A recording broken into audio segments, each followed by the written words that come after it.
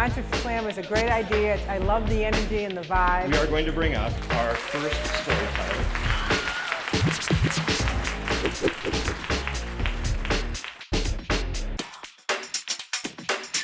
Finally, our last storyteller of the evening. She's already telling me where to put this mic. Our last storyteller of the evening is also our host from the first edition of the second edition of Entre-SLAM. Please welcome Nic Sims of Brillig Dry Bar.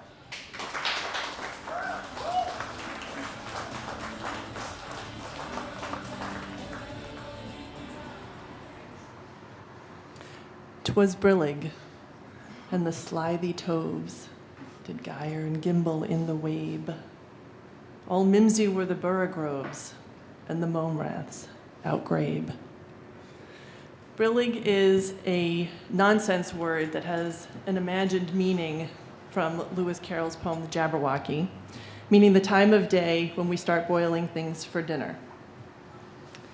That poem was written 150 years ago, and it conjures up for me a time when, at the end of the day, you were coming home for refuge from the cold, from the very scary, real or imagined threats out in your own tulgey wood.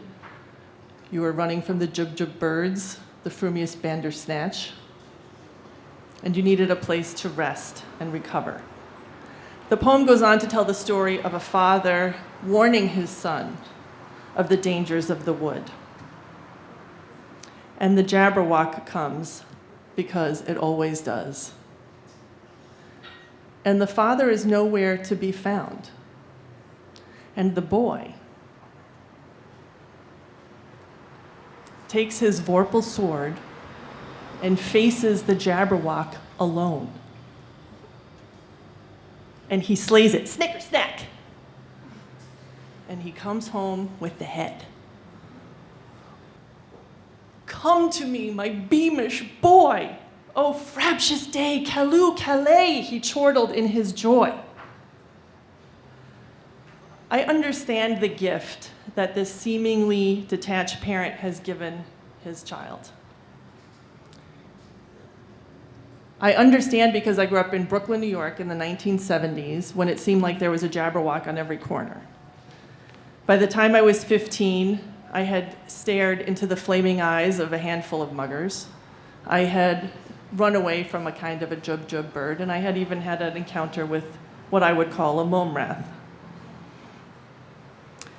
And at home, my widowed and then actively alcoholic mother had her own Jabberwocky to battle. And she won, and so did I. Can I get a Calooh, Callay? Fast forward to the 21st century. I'm here in Ann Arbor. I imagine that I've left all the monsters back in the Tulgey Wood in East Flatbush, which is now all gentrified and cleaned up and fabulous. And in 2011, to my deep despair, the Jabberwock came for my son.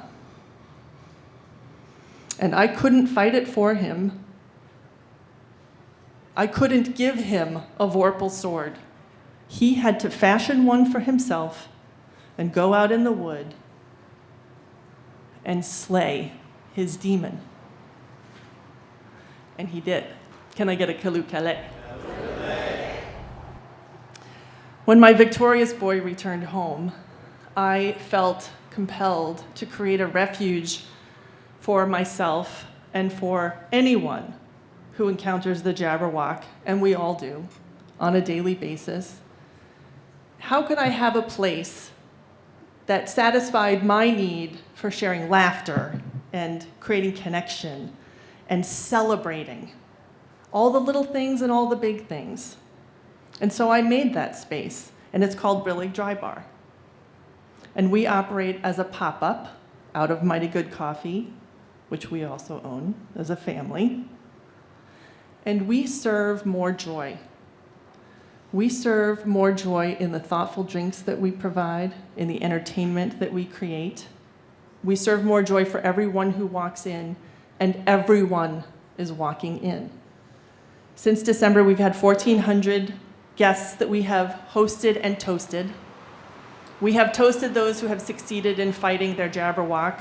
We have toasted those who just come to celebrate the small things. And we ask them to leave their vorpal sword at the door. I have an undying and ravenous need to share my experience, strength, and hope. Because at the end of the day, there is a brillig everywhere, and the slithy toves will come. And my hope is to create a safe space where you can recover and be rested and celebrated. So you each have a red cup right now. I'd like you to take a toast, or at least if you've been given one. And I want to toast you. I want to salute you, and I want to challenge you not to wait to celebrate the slaying of the Jabberwock. Just showing up is enough to cheer. You're here, and I salute you. Calooh, Callay.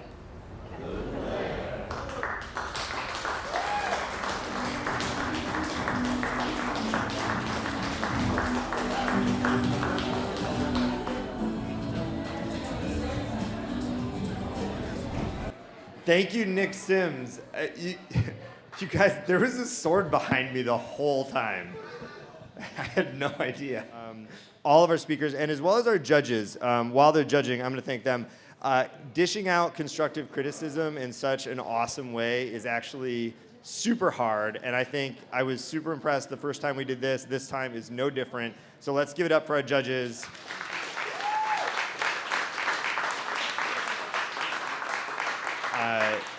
Really, really killer job that is always harder than it looks. And so now I'm going to make you do it again, if you're ready, because I can't see you anymore. Yes, yes, I Awesome. am ready. So really impressive prose and memorization of an imagined language. That was one thing right off the bat that I was just really impressed with. Love your use of props. Love your use of drawing the audience in for participation. And I love how your purpose was inferred through an imagined language, so that by the end of it, I knew what you were talking about, but you didn't have to use the language that we're all so familiar with. My family, my friends, my community has been deeply impacted by the issues that you talked about tonight. And so that drew me in emotionally, personally. So I really appreciated that. So very clear purpose, very great presentation, great cadence, and great use of pauses, as some of my panel colleagues would say. And you came in at 5 minutes and 27 seconds. But you did... You made us do a toast, so I feel like that's at least a little forgivable. Thank you. But great job. Thank you very much. All right, thank you so much. That was really great. That was a wonderful story, and you told it well. And I think of all the speakers tonight, your use of silence was truly golden. You knew when to stop and let people fill in that silence with their own thoughts. And that's really good ability in storytelling.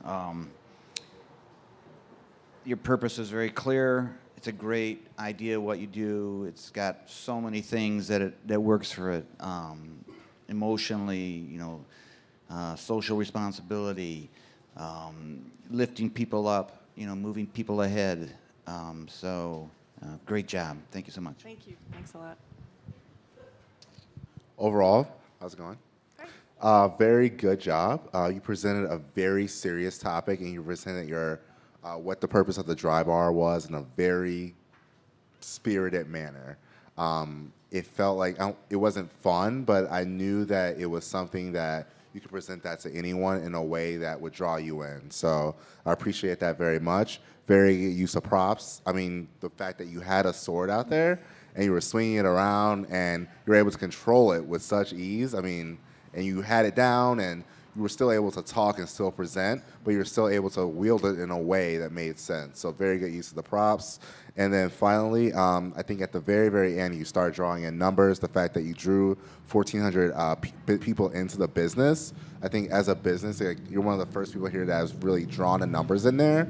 So I think that's a very good job. So very good job. Thank you so much. So I kind of know about you guys because I wrote a piece about the collegiate recovery program at the University of Michigan, which are kids coming into the University of Michigan already in recovery or going into recovery halfway through or at any point. And what you do has been a savior for them because it's very hard to be a kid in recovery at U of M and not have any place to go that's dry. Yeah. And it feels to me that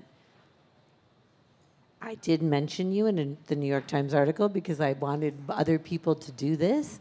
I think you have an amazing model, and it feels like this should exist in every city, of course. Yeah. And like you could even be the person who started it.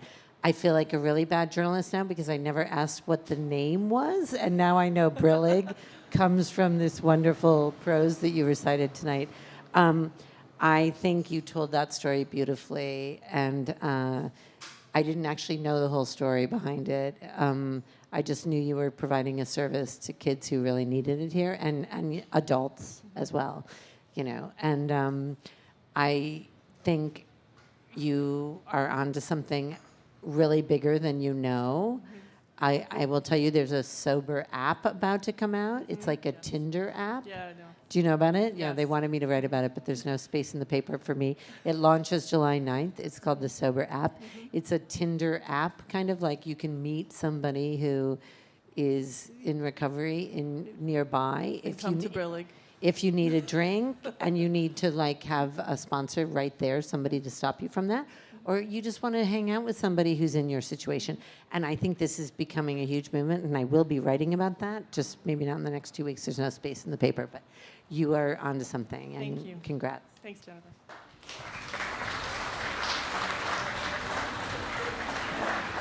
Thank you, Nick. Are you going to leave your sword up here?